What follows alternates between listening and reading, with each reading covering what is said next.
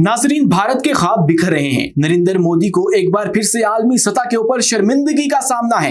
इस तिहाई की सबसे बड़ी बेइज्जती नरेंद्र मोदी ने भारत के लिए समेट ली है। G7, जिसके अंदर पूरी दुनिया की सबसे टॉप नॉच इकोनॉमी शामिल होती हैं, सबसे ज्यादा डेवलप्ड कंट्रीज शामिल हैं, उसके अंदर से अब भारत को आउट कर दिया गया है। अब ये 6 साल के अंदर वो पहला लम्हा होगा कि जब भारत इस इजलास के अंदर, इस तमाम तर समिट के अंदर शिरकत नहीं करेगा और मोदी को इस साल बहुत बड़ी बेइज्जती का सामना करना पड़ेगा, क्योंकि कनाडा ने अब मोदी को दावतनामा ही नहीं भेजा है। इसी के साथ पाकिस्तान जो है वो भारत के खिलाफ खुलकर सामने आ चुका है। खासकर पाक बहरिया जो है वो अब एक्शन ले रही है और उनकी जानिब से जंगी मशकें करवाई जा रही हैं और समुद्र के अंदर अपने जहाज उतार दिए गए हैं, अपने तमाम तर यूनिट्स को एक्टिव कर दिया गया है। उनके अंदर SSG नेवी शामिल है, पाक मेरीन्स शामिल है और उसी के साथ जो हमारी नेवल एविएशन है वो भी हरकत में आ चुकी है और जंगी मशकें की जा रही हैं। खतरा ये नहीं है कि हम लोग जंगी मशकें कर रहे हैं, लेकिन भारत के अंदर इस वक्त खलबली जो है वो हकीकतन इस वजह से है कि एक खुफिया तौर पर इत्तेहाद कायम किया जा रहा है पाकिस्तान, चाइना और तुर्किया की जानिब से, जो कि 2040 के अंदर पहुंचकर एक मौलिक इत्तेहाद साबित होगा। पाकिस्तान के लिए नहीं, तुर्की के लिए नहीं, चाइना के लिए नहीं, बल्कि भारत के लिए, क्योंकि भारत घेरे में आ जाएगा और 3 तरफ से भारत के ऊपर हमला किया जा सकेगा। इसलिए जो भारतीय दिफाई तज्जिया निगार हैं वो अपनी हुकूमत को मशवरा दे रहे हैं कि अपनी बहरिया के ऊपर काम करो।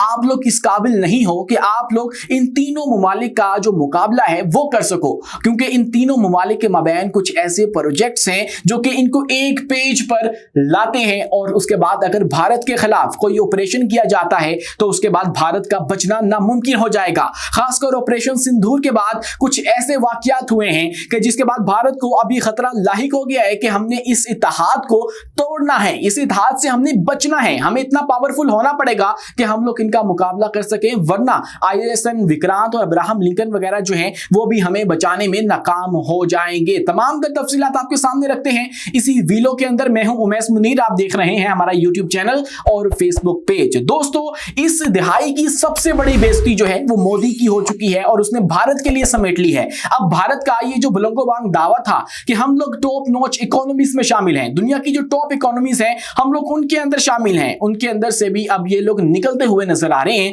G7 वो ग्रुप है जिसके अंदर दुनिया के सबसे ज्यादा जो तरक्की याफ्ता ममालिक हैं वो शामिल हैं, जिसके अंदर इटली है, जापान है, US है, यूनाइटेड जो किंगडम है वो शामिल है। उसके अलावा दूसरे जो इदारे हैं वो इसके अंदर शिरकत करते हैं जब इनका समिट हुआ करता है। भारत की 20 के अंदर जो है वो शिरकत किया करता था, लेकिन अब की बार इनको नहीं बुलाया गया। मोदी को दावतनामा जो है वो नहीं भेजा गया। क्यों नहीं भेजा गया है?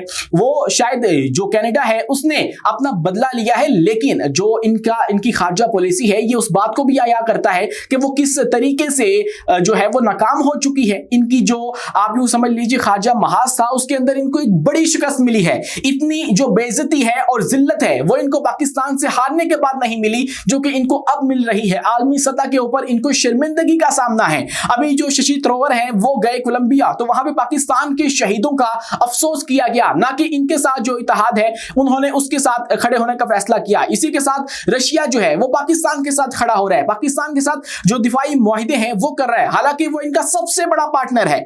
आप यूं समझ लीजिए कि ब्रिक्स के अंदर रशिया है और इंडिया जो है वो आपस में दोस्त हैं, भाई हैं, लेकिन इसके बावजूद जब ये ऑपरेशन सिंदूर इनका नाकाम हुआ है तो उसके बाद रशिया ने भी पाकिस्तान के साथ अपनी कुर्बतें बढ़ा ली हैं और इनके लिए ये एक बहुत बड़ा सेटबैक है। इनको आग लगी हुई है कि हमें जो आलमी महाज है उसके ऊपर शिकस्त कैसे होती चली जा रही है। और सबसे भड़के जो डोनाल्ड ट्रंप है वो इस सारे मामले के अंदर न्यूट्रलाइज हो चुके हैं, मतलब वो न्यूट्रल हो गया एकदम से कि हमने ना पाकिस्तान के मुखालिफ जाना है ना भारत के मुखालिफ जाना है। अदरवाइज हमेशा से तारीख गवाह है कि अमेरिका जो है वो भारत के साथ खड़ा हुआ है, पाकिस्तान के साथ जो है वो इसने बस खेल ही किया है, पाकिस्तान को इस्तेमाल किया है, जगह जगह पर इस्तेमाल किया है, लेकिन अब की बार वो भी न्यूट्रल हो चुका है। तो ये भारत के लिए एक लम्हा फिक्रिया है कि हमने ऐसा क्या किया है कि पूरी दुनिया जो हमारे साथ खड़े होने से पीछे हट चुकी है, हमने कुछ ना कुछ तो ऐसा किया है। ये मेरे भारतीय दोस्तों के लिए भी है कि जरा अपनी हुकूमत से पूछें कि आपने आखिर ऐसा क्या किया है। कहीं आप लोगों का ये जो ऑपरेशन सिंदूर है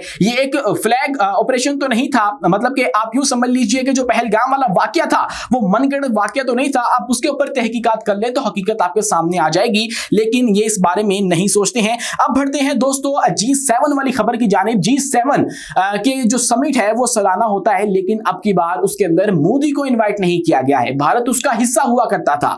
हो सकता है कनाडा ने जो है वो अपना बदला लिया है, क्योंकि 2023 के अंदर जब G20 समिट भारत के अंदर रखा गया था और यहाँ पे पूरी दुनिया के जो टॉप 20 कंट्रीज के ऑफिशियल्स हैं, उनके जो वज़ीर आज़म हैं वो आए थे, तो मोदी ने किया क्या था, उसने तमाम तर लोगों से मुलाकात की, लेकिन जो कनाडा के उस वक्त के वज़ीर आज़म थे जस्टिन ट्रूडो, उनको उन्होंने इग्नोर कर दिया, उनको स्नब कर दिया। और अब की बार जो अगले वज़ीर आज़म है शायद उन्होंने अपने पिछले वज़ीर आज़म का बदला लिया है और इनको इन्वाइट नहीं किया गया। इन दोनों ममालिक की एक लंबी तारीख है जब इनके इख्तिलाफात शुरू होते हैं, और उनके अंदर सबसे ज्यादा जो कशीदगी वाला मरहला था वो तब आया जब खालिस्तान के एक लीडर को, सिख लीडर को कनाडा के अंदर कत्ल कर दिया गया, और उसका इल्जाम भारत के ऊपर कनाडा ने लगाया, और फिर भारत की जानिब से जो शदीद रद्द-ए-अमल आया, इन्होंने अपने जो डिप्लोमेट्स हैं वो वापस बुला लिए और उन्होंने निकाल दिए। तो ये सारे मामले इनके चलते रहे, इनकी एक लंबी टाइमलाइन है। लेकिन अब की बात जो कनाडा है उसने G7 के समिट के ऊपर इनको इन्वाइट नहीं किया है,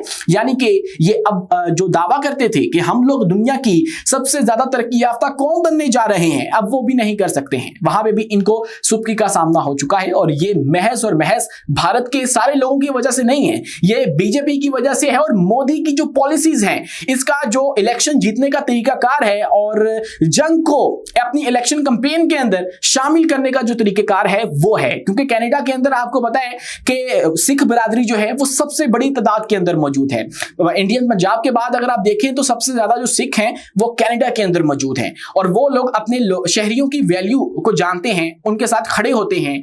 और जबकि दूसरी तरफ भारत है, भारत के अंदर अकलियतों के लिए एक जहन्नुम पाई जाती है, और अकलियतें तमाम तर वो बरादरियां हैं जिनका मोदी सरकार से ताल्लुक नहीं है, जिनका बीजेपी से ताल्लुक नहीं है, वो तमाम के तमाम अकलियतों में शामिल हैं। तो इसीलिए भारत जो है वो अब कनाडा के निशाने पर आ चुका है। कनाडा ने उनको G7 से एक तरह से आउट कर दिया है, और ये मोदी को आउट करने के मुतरादिफ है। अब इसके ऊपर जो भारतीय हुकूमत है वो ये कह रही है कि हमें इनवाइट तो नहीं किया गया, लेकिन अगर वो हमें करते भी हैं तो हम जाएंगे नहीं। मतलब आप यूं समझिए कि ये एक बेगम नाराज है, वो कहती है कि मुझे ना मनाओ तो मैं तो मानना भी नहीं चाहती हूं। तो इस तरह का जो मामला है वो ये करने की कोशिश करें, फेस सेविंग की कोशिश करें, लेकिन ऐसी हकीकत नहीं है। हकीकत ये है कि ये आर्मी सतह के ऊपर नाकाम हो चुके हैं, इनका बयानिया खरीदने के लिए कोई तैयार नहीं है। इसी के साथ पाकिस्तान भी अब खामोश नहीं रहा है। ये जो धमकियां दे रहे थे पाकिस्तान को कि अब की बार जो आपके ऊपर हमला होगा वो पाकिस्तान की बहरिया के ऊपर होगा, और इंडिया की बहरिया जो है वो इस हमले को स्टार्ट करेगी। अब उसके जवाब के अंदर पाकिस्तानी बहरिया ने कुछ मशकें की हैं और इनका मुंह तोड़ जवाब दिया है, दुश्मन को खबरदार कर दिया है कि इस तरह का एडवेंचर करने की जरूरत नहीं है। अगर आप लोग इस तरह करते हैं तो अब की बार आपका जो नुकसान है वो समुद्रों के अंदर किया जाएगा। ये ना हो कि आपका जो ISN विक्रांत है, आपका जो अब्राहम लिंकन है, वो समुद्र बुर्द कर दिया जाए, उसको डबो दिया जाए। और इसके लिए पाकिस्तान जो है, पाकिस्तान जो बहरिया है, उसने 2 रोजा मशकें की हैं, और इसका मकसद ये था कि जो हमारे गैर रिवायती थ्रेट्स मौजूद हैं, धमकियां मिल रही हैं, उसका जवाब दिया जा सके, और आपस में जो फोर्सेस के डिफरेंट यूनिट्स होते हैं उनकी हम आहंगी के लिए ये तमाम तर जो मशकें हैं वो रखी गई, और उसके अंदर हमारे डिफरेंट जो यूनिट्स हैं उन्होंने शिरकत की है। और उसके अंदर जो पाक मैरिन्स है जो कि जंगी ऑपरेशंस को मैनेज करती है वो शामिल थी। इसके अलावा जो हमारी SSG नेवी है, स्पेशल सर्विस ग्रुप नेवी है का जो ग्रुप है वो भी शामिल था। उसके अलावा जो नेवल एविएशन है जो कि हमारा एक फिजाई आप समझ लीजिए ब्रांच है नेवी की, वो भी इसके अंदर शामिल थी, जिसका मकसद ये होता है कि अगर कोई सबमरीन हमारे ऊपर हमलावर हो जाती है तो उसको लोकेट करना, उसको मारना, उसको परस्यू करना, ये तमाम तरह इसकी जिम्मेदारियां होती हैं। और इनके पास भी काफी एयरक्राफ्ट मौजूद होते हैं, इन्होंने भी इसके अंदर शिरकत की है, और बहुत सारी जो जंगी मशकें हैं वो की गई हैं। ड्रोन्स से कैसे बचना है उसको भी देखा गया है, और इसके अलावा आपस में कोऑपरेट करके कैसे चलना है ये भी इनके साथ जो है वो किया गया है। और भारत को ये पैगाम दे दिया गया है कि अगर आप लोगों ने ऐसा कुछ करने की कोशिश की तो फिर आप लोगों को भी जो भरपूर जवाब है वो दिया जाएगा। इसी के साथ दोस्तों 3 मुल्की जो बहरी इत्तेहाद है वो बन सकता है 2040 तक, और ये खबर जो है वो भारत के ऊपर बम बनकर गिरी है।